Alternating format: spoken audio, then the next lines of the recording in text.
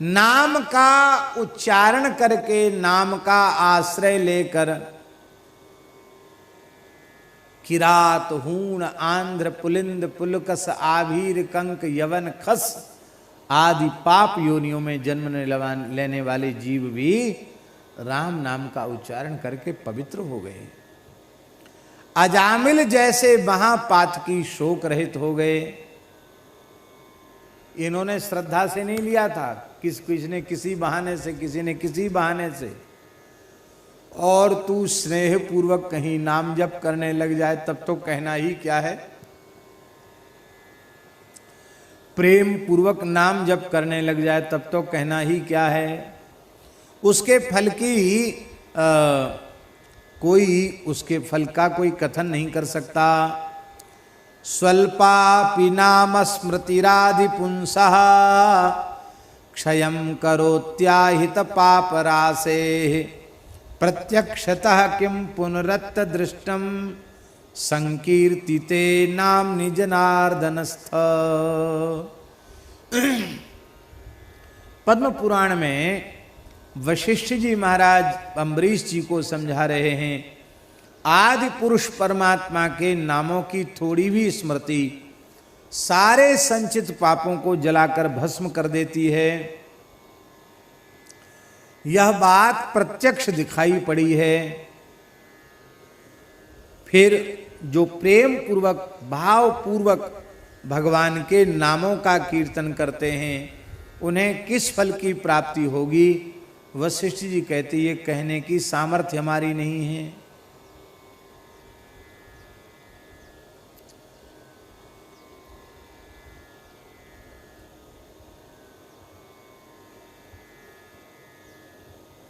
ये राम नाम क्या है? संबल निशंबल को, सखा असहाय को।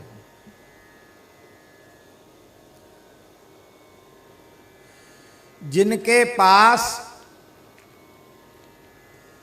परमार्थ पथ के लिए कोई भी साधन सामग्री नहीं है,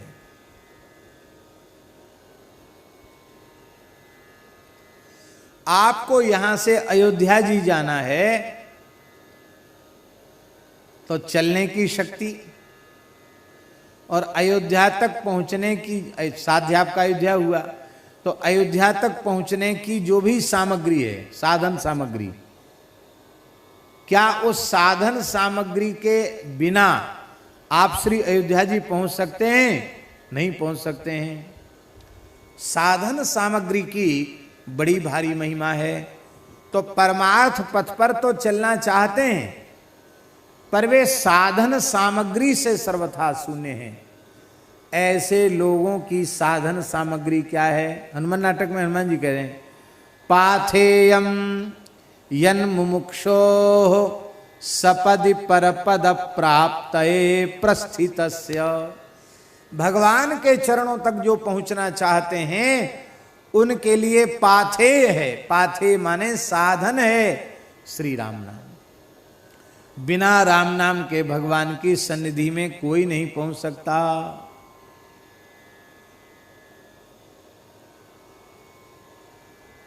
तो सब प्रकार से जो साधन शून्य है वह भी श्री राम नाम का आश्रय लेकर के अपना परम कल्याण कर लेता है।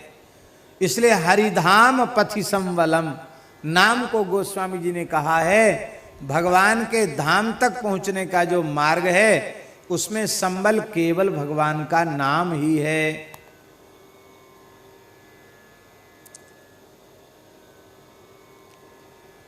दूसरी बात क्या है? ये तो पारमार्थिक बात हुई। और लौकिक बात क्या हुई?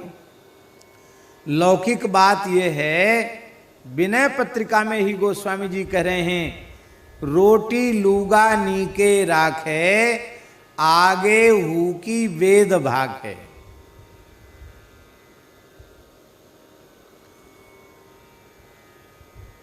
आप भगवान की शरण ग्रहण कर लो और उनके पवित्र नाम का आश्रय ले लो, फिर आप संसार का कोई काम कभी मत करो, सोचो भी मत। क्रिया के नाम से, उद्यम के नाम से पुरुषार्थ के नाम से, उपार्जन के नाम से आप कुछ भी मत करो, तो भी ठाकुर जी का ठेका है। क्या ठेका है?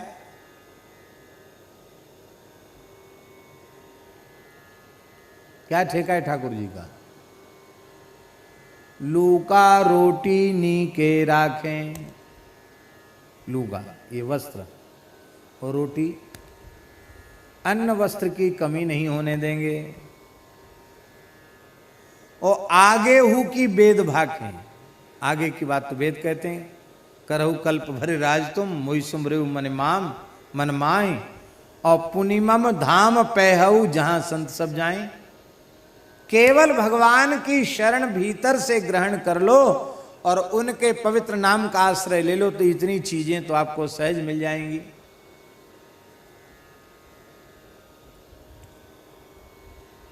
हमारे वृंदावन में एक बड़े वैराग्यवान, अनुरागी, नामनिष्ठ महापुरुष थे, परम पूज्य बाबा श्री चंद्रशेखर दास जी महाराज। भजन का साक्षात स्वरूप ही थे। बड़ा अद्भुत जीवन था उनका। दास पर भी उनकी अपार कृपा थी, बड़ा वात्सल्य था। पूज्य श्री चंद्रशेखर बाबा के पावन चरणों में हम प्रणाम करते हैं। बड़े उच्च कोटि के महात्मा थे।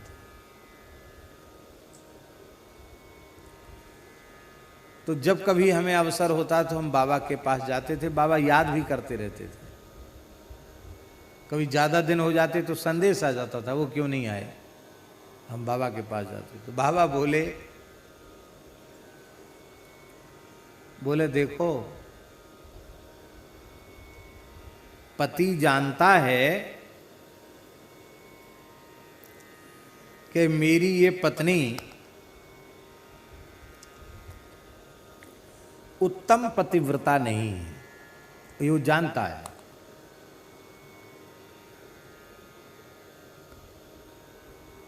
उत्तम पतिव्रता नहीं ये वो जानता है, लेकिन यह जानने के बाद भी अपनी पत्नी होने के नाते उसे अन्न वस्त्र आभूषण आदि देता है कि नहीं देता है।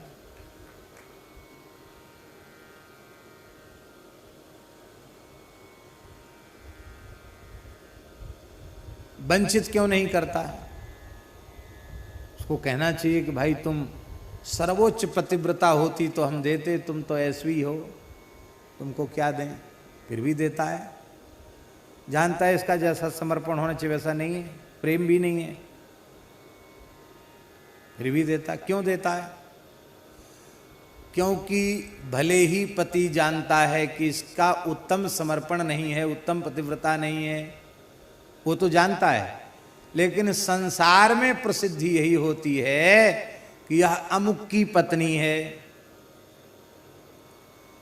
तो अब अमुक की पत्नी है तो भूखी प्यासी डोलेगी, उघारी डोलेगी, तो बदनामी कौन की होगी?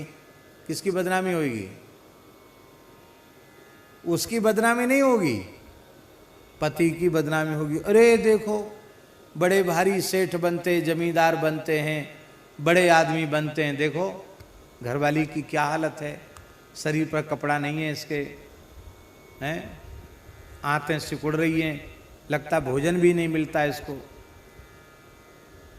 तो ये बात कहकर बाबा रोने लगे और बाबा ने कहा, उल्टा स्त्रियों के समान हम जीवों की दशा है, पर गुरुदेव भगवान ने ठाकुर जी से पाण ग्रहण करा दिया है। संसार में तो प्रसिद्धि हो ही गई है कि हम भगवान के हैं, भगवान के हैं, भगवान के हैं। ये नाम मात्र का जो नाता है, इस नाते के कारण ठाकुर जी कितना निर्वाह कर रहे हैं। बाबा ने कई इतिहास बताए। बाबा ने कहा हमारे सामने कई विभीषिकाएं आ चुकी हैं, कितने अकाल पड़ चुके, पर चाहे जितना अकाल आया, हमने साधुओं पे कभी अकाल पड़ते नहीं देखा। कहते जब अकाल पड़ा तो सेवा और ज्यादा बढ़ गई। इसका मतलब ठाकुर जी और लोगों की चिंता करें न करें, हमारे नाम पर जिन्होंने लंगोटी लगाई है, तिलक लगाया है, अब वो भूखे प्यासे रहेंगे, हाँ, अपनी इच्छा से कोई भली रह जा भूखा प्यासा, पर ठाकुर जी की ओर से कोई भूखा प्यासा नहीं रह सकता, नाम मात्र का।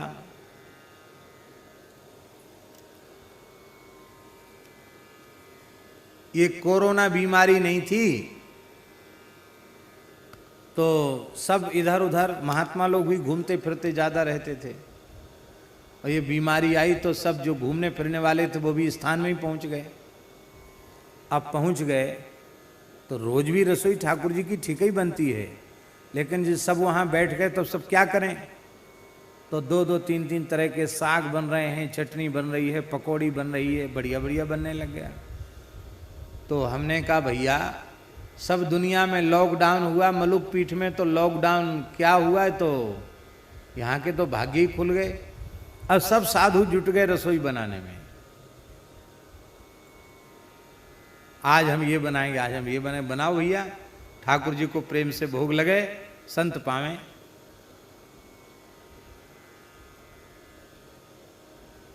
ठाकुर जी ने कहा भैया सब दुनिया में लॉकडाउन है, लेकिन तुम हमारे हो, नाम मात्र के लिए भी हमारे हो, तो तुम्हारे लिए लॉकडाउन।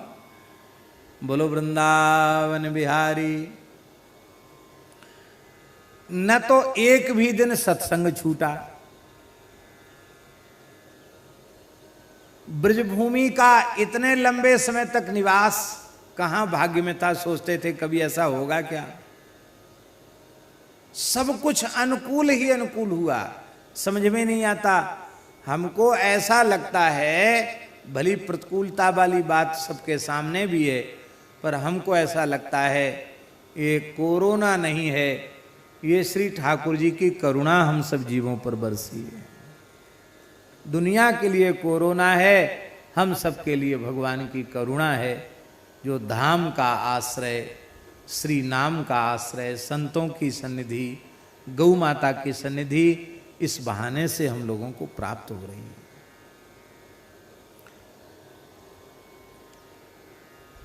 तो जो सर्व साधन शून्य है, जो असहाय है, उसका सहायक राम नाम है। सखा असहाय को, असहाय का सखा राम नाम है।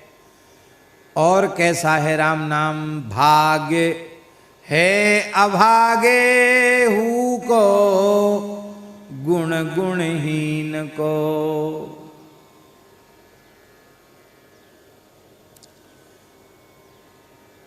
जो सर्वथा भाग्यहीन था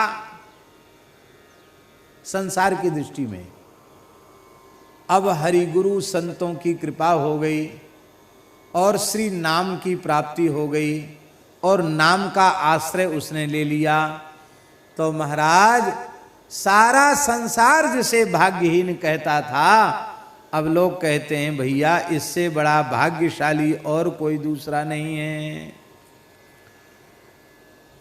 फिर ऐश्वर्य उसके पीछे पीछे चलता है, उसको ऐश्वर्य के पीछे नहीं जाना पड़ता है।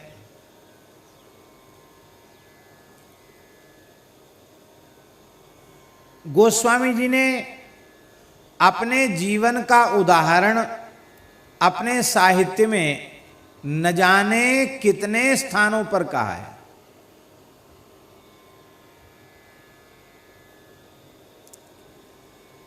विनय पत्रिका में एक जगह गोस्वामी जी कहते हैं, चाटत रहो स्वान पातर ज्यों, कबहू न पेट भरो, सोहो चाखत नाम सुधारस, पेखत परसु धरो, भरोसो जाहि दूसरो सो करो, मोको तो राम को नाम काम तरु, कलि कल्याण फरो।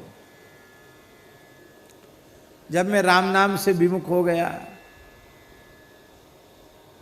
तो जैसे कुत्ते का पत्तल चाटने से पेट नहीं भरता, ऐसे बचपन में संसार की दृष्टि में सबसे बड़ा भाग्यहीन मुझे मानकर लोग मेरी छाया से भी डरते थे। कोई 4 चने हमारी हथेली पर रख देता था तो मानत हो जानत हो 4 फल 4 ही चणक को, 4 चनों को मैं समझता था यही चतुर्विध पुरुषार्थ है, धर्म अर्थ काम मोक्ष यही है।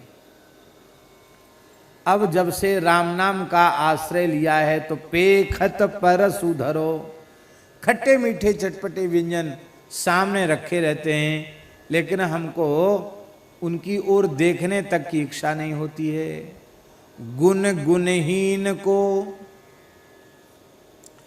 जो समस्त गुणों से हीन है, न विद्या है, न चातुरी है, न गान है, न कारीगरी है, कुछ नहीं है, गुण नाम की कोई चीज उनके पास नहीं है, पर वे अनन्य भाव से राम नाम के आश्रित हैं, तो सारे सद्गुण उनमें अपने आप प्रकट हो जाते हैं। सारी भाषाएं, सारे ज्ञान, सारी विद्याएं भगवान नाम से प्रकट हो जाती हैं।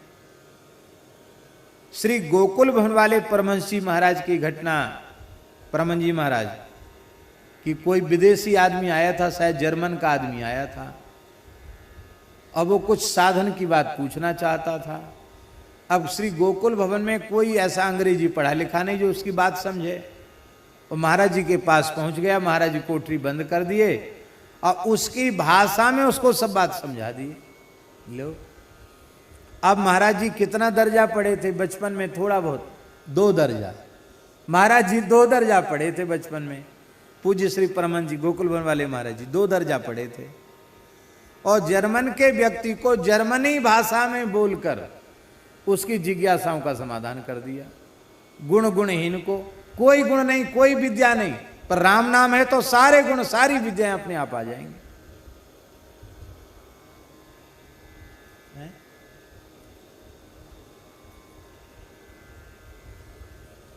क्या करें?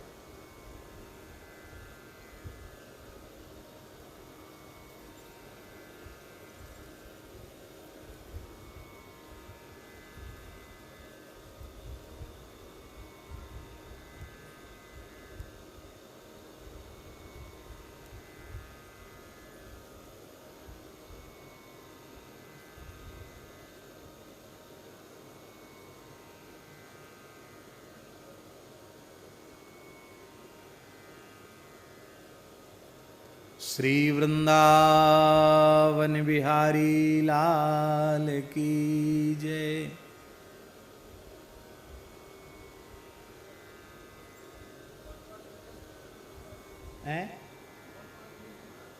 मोटे गणेश जी वाले महाराज, हाँ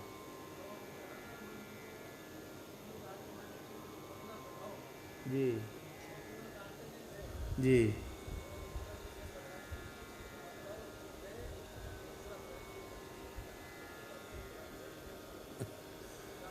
मोटे गणेश जी वाले महाराज जी के पास राधा रमण के गोस्वामी जी गए, बोले हमारे पुत्र को बंगला पढ़ाओ। महाराज जी बोले हम तो बंगला पढ़े हुए नहीं। बोले जबरदस्ती उन्होंने, नहीं आप तो पढ़ाइए। तो महाराज जी बंगला पढ़े नहीं तो खूब बढ़िया से उनको बंगला पढ़ा दिया। तो भगवान के भक्त के भीतर सारे गुण। एक घटना और है पूज्य गुरुदेव भक्तमाली जी की। पंडित श्री जगन्नाथ प्रसाद भक्तमाली जी के दौहित्र, उनके पुत्र, शायद बड़े बाले के लाल जी का, उनका पाटी पूजन था। तो अभी पंडित जी का उत्सव आने वाला है, ये तृतीया से, तृतीया चतुर्थी पंचमी 3 दिन का उत्सव होता पंडित जी का। आज प्रतिपदा का अक्षय है, आज प्रतिपदा समझो, अमावस्या है, कल द्वितीया है, परसों से 21, 22, 23 3 दिन का उत्सव है पंडित जी महाराज का उत्सव। तो ऋषि पंचमी की तिथि की बात है। ऋषि पंचमी जो पंडित जी के निकुंज गमन की तिथि है, उस तिथि पर ही पाटी पूजन उस बालक का हुआ। तो पूज्य बक्सर वाले श्री नारायण दास जी भक्तमाली जी मामा जी महाराज ने पूज्य गुरुदेव भक्तमाली जी से आग्रह किया कि सरकार आप अपने हाथ से पहले इस पाटी पर कुछ लिख दें, बालक के हाथ से लिखवा दें तो हो जाएगा पाटी पूजन, हो तो क्या है। तो महाराज जी ने राधा ये लिखवाया, उस पे पाटी पर राधा लिखा। बालक क्या से लिखवाया, फिर पता नहीं महाराज जी के मन में क्या आया कि वे कई भाषाओं में राधा राधा लिखने लग गए। ऐसे लिखने लगे जैसे उनको वो भाषाएं कोई पढ़ना भले आता, लिखना तो सबको नहीं आता, पर महाराज जी ने राधा देवनागरी लिपि में लिखने के बाद उर्दू में लिख दिया राधा। उर्दू तो खैर चलो वो पढ़े थे, 4 दर्जा पढ़े थे उर्दू, तो उर्दू के अक्षर लिखना जानते, उर्दू में लिख दिया राधा। मामा जी पूछ रहे ये क्या, बोले ये उर्दू में लिखा राधा, श्री राधा। फिर बंगला में लिखा, चलो बंगला भी महाराज जी चलो पहचानते थे, पढ़े थे। उड़िया में लिखा, तमिल में लिखा, तेलुगु में लिखा, कन्नड़ में लिखा, मलयालम में लिखा, सारी भाषाओं में भारतवर्ष की जितनी लिपियां, जितनी भाषाएं, तुरंत फटाफट लिखते चले गए। सारी भाषाओं में श्री राधा श्री राधा श्री राधा लिखते चले गए। और सबसे नीचे अंग्रेजी में लिखा श्री राधा। लो, अंग्रेजी तो बिल्कुल पढ़े ही नहीं थे महाराज जी, अंग्रेजी में लिखा श्री राधा। अब मामा जी चश्मा लगाए ऐसे देख रहे थे, सब आश्चर्यचकित पड़ गए, इतनी भाषाओं में राधा राधा कैसे लिखे, इतने जल्दी जल्दी कैसे लिख दिया। तो मामा जी ने कहा सरकार इतनी भाषाएं लिखने पढ़ने का अभ्यास कब किया, ये पूछा। तो महाराज जी कुछ बोले नहीं, मुस्कुराए, अपने गमछा से जितनी भाषाओं में लिखा था सबको पोंछ दिया, ऊपर खाली जो राधा लिखा था वो रहने दिया, बाकी सबको मिटा दिया। आशय क्या हुआ, सारी विद्याएं, सारी कलाएं, सारी भाषाएं जहां से प्रकट होती हैं, वे जब हृदय में विराज गए हैं, उनका नाम हृदय में विराजमान हो गया है, तो कौन सी विद्या, कौन सी कला ऐसी है जो भगवत भक्त के निकट ना आ जाए, हरि नाम निष्ठ के निकट ना आ जाए। श्री कबीरदास जी महाराज पढ़े लिखे नहीं थे, यही बात प्रसिद्ध है, कबीरदास जी पढ़े लिखे नहीं थे। आप लोग कहेंगे कैसे, कबीरदास जी ने खुद कहा, मसी कागज छुओ नहीं, कलम गही नहीं हाथ। कागज तो कभी छुआ नहीं, कलम दबात कभी पकड़ी नहीं, पढ़े लिखे तो थे ही नहीं कबीरदास जी महाराज। और श्री कबीरदास जी के साहित्य पर न जाने कितने लोग पीएचडी कर चुके हैं, डीलिट पीएचडी कबीर जी के साहित्य पर लोग कर चुके हैं, शोध कर चुके हैं, फिर भी लोग तमाम कबीरदास जी की साखियों का अर्थ ही नहीं लगा पाते, ऐसी विचित्र का साखियां हैं उनकी। एक बहुत बड़े विद्वान आए, विश्वविद्यालय में थे विभागाध्यक्ष, खाक चौक में पूज्य पहाड़ी बाबा के पास आए, लोगों ने परिचय दिया, महाराज बहुत बड़े विद्वान हैं, पीएचडी डीलिट हैं। महाराज बोले क्या होता है पीएचडी डीलिट, उनको समझाया ऐसे ऐसे होता। अच्छा आपने किस विषय के ऊपर लिखा है, ग्रंथ लिखा, ग्रंथ लिखा है, बोले हाँ ग्रंथ लिखा। बोले हमने कबीरदास जी के बीजक के ऊपर शोध किया। अच्छा बहुत अच्छी बात, वाह। चर्चा चलने लगी। महाराज जी बोले कबीरदास जी की एक वाणी का अर्थ हमको समझाओ। ऐसे हंस के बोले, दास कबीर की उल्टी बाणी, बरसे कंबल भीजे पानी। बताओ क्या अर्थ है। वो महाराज जिसने शोध प्रबंध लिखा था वो चकरा गया, बोला ये कहाँ है। महाराज बोले बीजक में ही है ये। बोले सधुक्कड़ी भाषा होती है, अब साधुओं का सधुक्कड़ी भाषा में क्या कहने का आशय है, मुहावरे होते हैं, ये होता है। इधर उधर की बातें हाँकता रहा, संतुष्ट नहीं कर पाया महाराज जी। महाराज जी बोले तुमने अर्थ तो बताया नहीं, इधर उधर की बातें कर रहे हो, अर्थ तो बताया नहीं। तो बोले महाराज सोच के बताएंगे। हाँ सोच के बताना। तो जहां रुके थे बोले हम सवेरे आएंगे। माने कि ठीक है। वो सवेरे आए नहीं, चले गए। कहा कहाँ गए भाई, बोले वो आएंगे नहीं, वो चले गए। क्यों, अर्थ लगा ही नहीं उनको। महाराज जी बोले देह गेह में आसक्त भोगी पुरुष जीवन मुक्त संत श्री कबीरदास जी की वाणी का अर्थ कहां से लगाएंगे। फिर हमने पूछा महाराज जी इसका अर्थ क्या है, बरसे कंबल भीजे पानी। तो महाराज जी ने हमको अर्थ समझाया, ये अर्थ है इसका, बरसे कंबल भीजे पानी।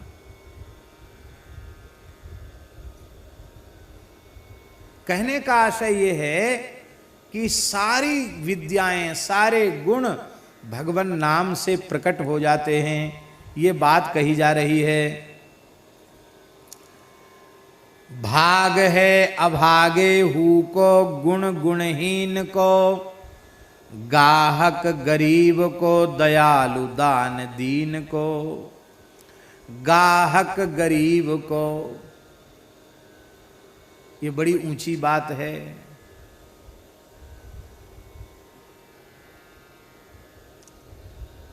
राम नाम अमीरों का गाहक नहीं है, ये गरीबों का गाहक है, दीनहीन का गाहक है। इसका मतलब क्या है?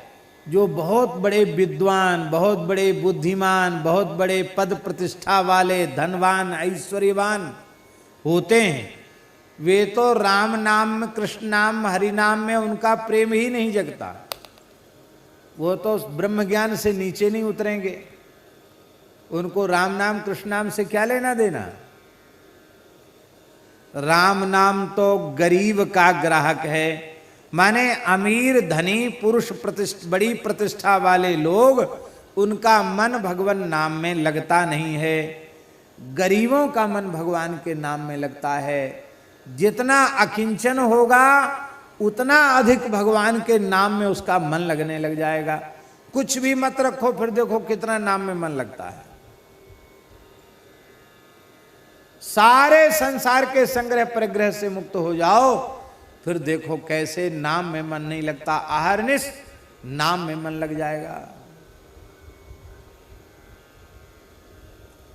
महाराज जी, कुंती स्तुति में कुंती जी ने एक बड़ी प्यारी बात कही। कुंती जी कहती हैं, जन्मैश्वर्य श्रुतः श्रीभिः एधमान मदपुमान नैवारहत्यभिधातुं वै त्वाम अकिंचन गोचरम। कुंती माता कह रही हैं भगवान श्री कृष्ण से, हे नाथ, उत्तम कुल में जन्म के कारण, ऐश्वर्य के कारण, शास्त्र ज्ञान के कारण, हाँ, जिनका अहंकार बढ़ा हुआ है, ऊंचे कुल में जन्म, पद प्रतिष्ठा, ऐश्वर्य, इनके कारण जिनका अहंकार बढ़ा हुआ है, उनकी जिह्वा पर आपके पवित्र नाम का प्राकट्य हो ही नहीं सकता। उनकी जिह्वा पर आपका नाम प्रकट नहीं होता, वे आपका नाम नहीं ले सकते। नैवार हत्य विधातुं वै, आपके नाम का उच्चारण नहीं कर सकते। क्यों? बोले त्वाम अकिंचन गोचरम, आप अकिंचन गोचर हैं। और इन जन्म ऐश्वर्य श्रुत आदि से संपन्न लोगों में अकिंचनता का भाव रहता नहीं। अकिंचनता माने क्या है? अ माने नहीं, किंचन माने कुछ भी। जीवन में अपना कहलाने के लिए जिसके पास कुछ भी न बचे, उसे अकिंचन कहते हैं। भले ही हम लोगों की समझ में ना आवे, पर सच्ची बात और पक्की बात यही है कि भगवान की सबसे भारी कृपा होती है तब गरीबी आती है।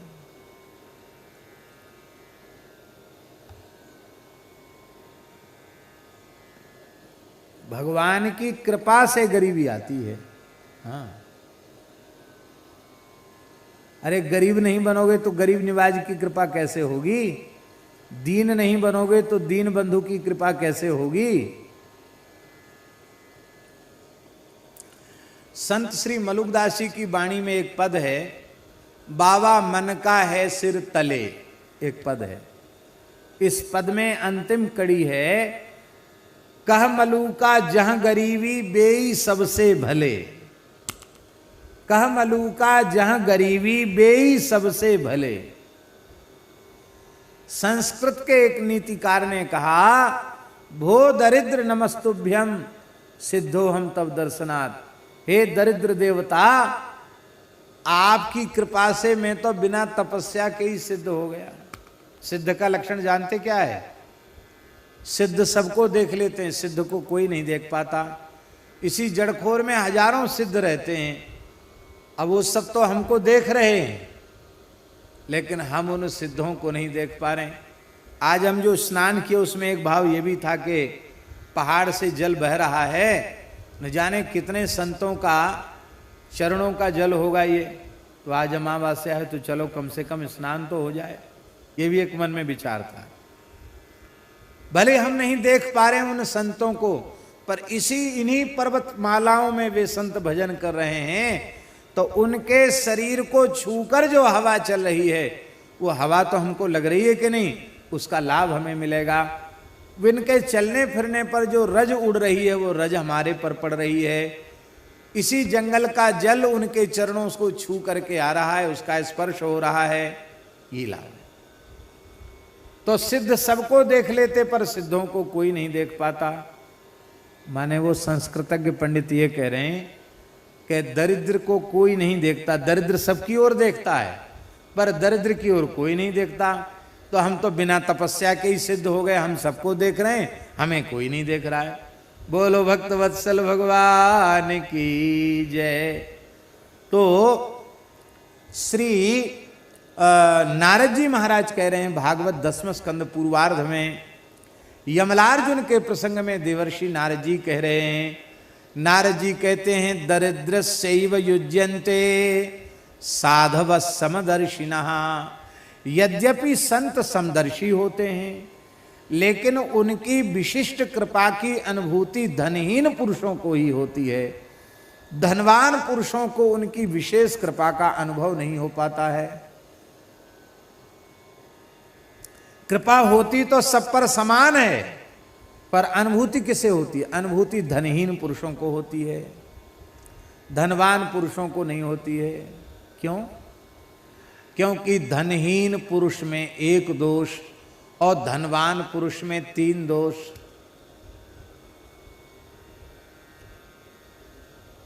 तीन दोष कौन कौन है? धनाभिमान, एक तो धन का दोष, एते पंचदशा नरथा, 15 प्रकार के अनर्थ, वो 15 न लेकर एक ही, धन के सारे दोष। एक धनाभिमान का दोष, एक धन का दोष और एक धनाभिमान का दोष। मैं ऐसा वैसा नहीं हूं। लोग कहते हैं क्या समझ रखा है, खड़े बाजार में खरीद लूंगा। लो साहब, ये है धनाभिमान।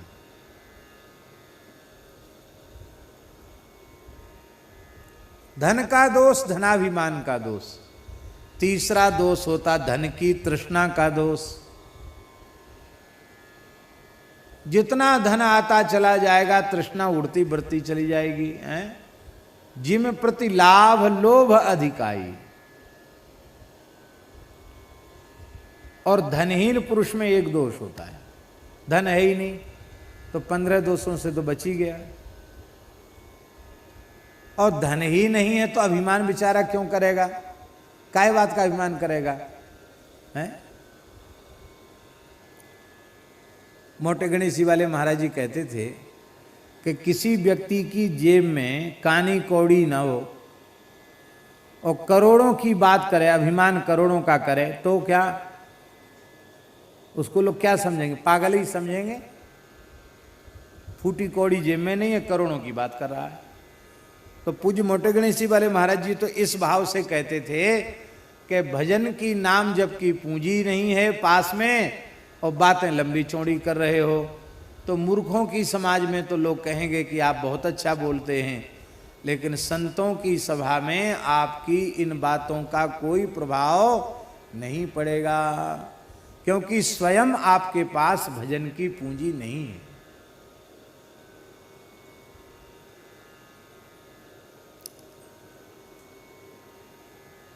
तो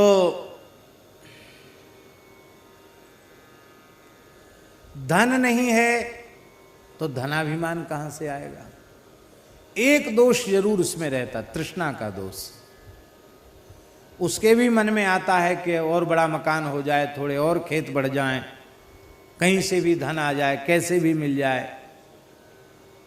और कहीं कुसंग में पड़ गया तो लॉटरी के चक्कर में पड़ जाएगा, लॉटरी लगाने लग जाएगा, चाहे और भी उठपटांग उपाय से धन चाहेगा। उसकी इच्छा तो होती कि हमारे पास भी धन आवे। अब पता नहीं वो पुरानी, पहले पुरानी सत्यनारायण कथा पुस्तक चलती थी, तो उसमें कुछ हिंदी के हिंदी की टीका में कुछ दोहा चौपाई वगैरह भी लिखी रहती थी उसमें। तो एक हमको याद है, उस संस्कृत तो नहीं है शुद्ध, लेकिन वो याद आ गई तो बोल देते हैं। टका धर्मम टका कर्मम टका ही परमम तपः यस्य गेहे टका नास्ति हा टका टक टकायते है। पुरानी एक सत्यनारायण कथा की पोथी में है ये, हा टका टक टकायते। टका के लिए टकटकी लगा कर देखता, ये बेचारे में दोष होता है, हा टका टक टकायते। इस दोष की निवृत्ति संतों के संग से बहुत जल्दी हो जाती है, क्योंकि संतों की शरण में पहुंचने के बाद पता चल जाता है, पायो जी में तो राम रतन धन पायो, वस्तु अमोलक दी मेरे सतगुरु, कृपा करी अपनायो, पायो जी में तो राम रतन धन पायो। खर्चे न खूटे चोर नहीं लूटे, दिन दिन बढ़त सवायो। तो असली संपत्ति भगवान नाम ही है, हरि नाम असली संपत्ति है। इसका ज्ञान उसको हो जाएगा तो नकली चीज के संग्रह में क्यों लगेगा, असली चीज के ही संग्रह में लगेगा। आज प्रातः काल की प्रार्थना में स्वामी जी की कैसेट में स्वामी जी एक बड़ी अच्छी बात कह रहे थे। वो कह रहे थे कि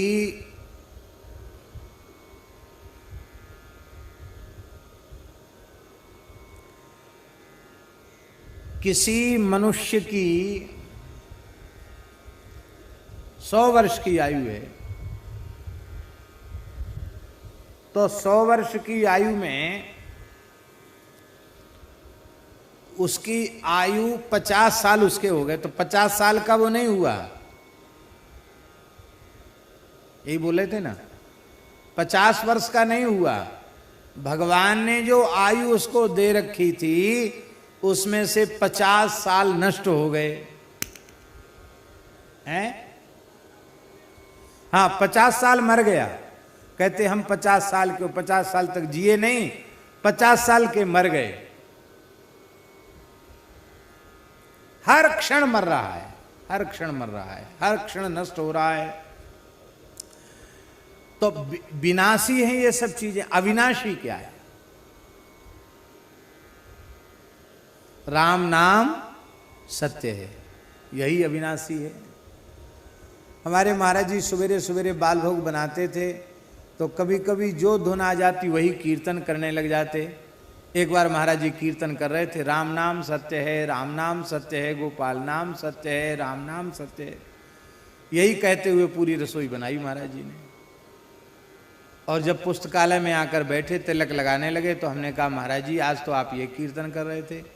बोले सबसे उत्तम कीर्तन तो वही है, पर पंडित जी बात ऐसी है कि किसी के घर में बालक का जन्मोत्सव हो तब ये कीर्तन मत कराने लग जाना, राम नाम सत्य है, गोपाल नाम सत्य है, नहीं दक्षिणा नहीं मिलेगी, पिटाई हो जाएगी। और किसी के विवाह में जाके भी ये कीर्तन मत कराना, राम नाम सत्य है, गोपाल नाम सत्य है, वहाँ भी पूजा हो जाएगी। तो बोले संसार के लोग समझते नहीं हैं, हृदय से स्वीकार नहीं करते हैं, पर कितना बढ़िया कीर्तन है, राम नाम सत्य है, राम नाम सत्य है, सत्य बोलो गत्य है, सबसे बढ़िया कीर्तन है। ये तत्वज्ञानी संतों की दृष्टि ऐसी होती है। तो ये नाम महाराज जो हैं, गाहक गरीब को। अब यहां एक प्रश्न है, अम्बरीश जी महाराज सप्तद्वीपवती पृथ्वी के एक छत्र सम्राट थे। सुखदेव जी महाराज ने कहा, अव्ययाम च श्रियम लब्ध्वा विभवम चातुलम भुवि। अव्यय लक्ष्मी थी, कोई था नहीं थी कितना धन था उनके पास। इस धरती पर अम्बरीश जी के जैसा वैभव किसी के पास नहीं था। फिर अम्बरीश जी की जिह्वा पर निरंतर नाम कैसे रहता था, ये प्रश्न हो सकते हैं, तो गरीब नहीं थे। अम्बरीशो महाभागः सप्तद्वीपवतीं महीम अव्ययाम च श्रियं लब्ध्वा विभवम चातुलम भुवि। फिर वो भजन कैसे करते थे, यहां तो गरीब नहीं थे वो। कैसा भजन करते थे अम्बरीश जी? सवई मनः कृष्ण पदारविंदयो वचांसि वैकुंठ गुणानुवर्णने करौ हरे मंदिर मार्जनादिषु श्रुतिम चकाराच्युत सत्कथोदय। ऐसी भक्ति है अम्बरीश जी महाराज की। उनकी वाणियां वचांसी, बहुवचन है महाराज, वचः वचसी वचांसी, भगवान के गुणानुवाद के वर्णन में उनकी समस्त वाणियां, माने परापश्यंती मध्यमा वैखरी, चारों वाणियों से भगवत गुणगान करते थे। चारों में भगवान नाम व्याप्त रहता था। ऐसे अम्बरीश जी महाराज अपनी समस्त इंद्रियों से इंद्रियों के अधीश्वर भगवान की सेवा करते। इसका आशय क्या है? इसका आशय ये है कि इतने बड़े श्री संपन्न होकर भी वे अपने को श्री संपन्न नहीं मानते थे। क्यों? बोले वासुदेवे भगवती तद भक्तेषु च साधुषु प्राप्तो भावम परम विश्वम ये नेदम लोष्टवत् स्मृतम। भगवान और भगवान के भक्तों में, संतों में ऐसा प्रेम बढ़ गया था अम्बरीश जी को कि सारे संसार की संपत्ति मिट्टी के ढेले के जैसी व्यर्थ दिखाई पड़ती थी। इसका आशय यह है कि राम नाम का आश्रय जिन्हें प्राप्त होता है वे सारे संसार के वैभव से युक्त होकर भी उससे मुक्त रहते हैं, क्योंकि उसके प्रति उनका राग नहीं होता है। तम मैंने स्वप्न संस्तुतम, जैसे स्वप्न के पदार्थ कल्पित हैं, मिथ्या हैं, ऐसे ही संसार के पदार्थों को स्वप्न के समान वे देखते हैं। इसलिए उनकी भक्ति प्रभावित होती नहीं है। इसका मतलब है अकिंचन दो प्रकार के होते हैं, एक सुदामा जी के जैसे अकिंचन जिनके पास कुछ है ही नहीं, और एक अम्बरीश जी की कोटि के अकिंचन जिनके पास सब कुछ है पर अपना कहलाने के लिए केवल ठाकुर जी श्री जी हैं। ये एक अकिंचनता का भाव। ये इसलिए परम अकिंचन प्रिय हरि केरे ताते कहीं संत सुखटे संत श्रुति टेरे। संत और श्रुति टेर करके कहते हैं दयाल दान दीन को, ये दीनों को देने वाले हैं। जो संपत्ति शिव रावण ही दीन दिए 10 मात, सोई संपदा विभीषण ही सकुचि दीन रघुनाथ। अस प्रभु छाड़ी भजहि जे आना, ते नर पशु बिन पूछ विषाणा। ऐसे भगवान को छोड़ करके जो किसी दूसरे का आश्रय लेते हैं वे तो बिना सींग पूंछ के पशु हैं। और कैसा है राम नाम? सब राम नाम के विशेषण है महाराज जी। कुल अकुलीन को सुन्यो है वेद साखी है। कहते वेद साक्षी हैं, वेद भगवान प्रमाण हैं। अंत्यज कुल में उत्पन्न होने वाला व्यक्ति भी राम नाम का आश्रय ले ले तो बड़े से बड़े कुलीनों के द्वारा भी वह पूजनीय हो जाता।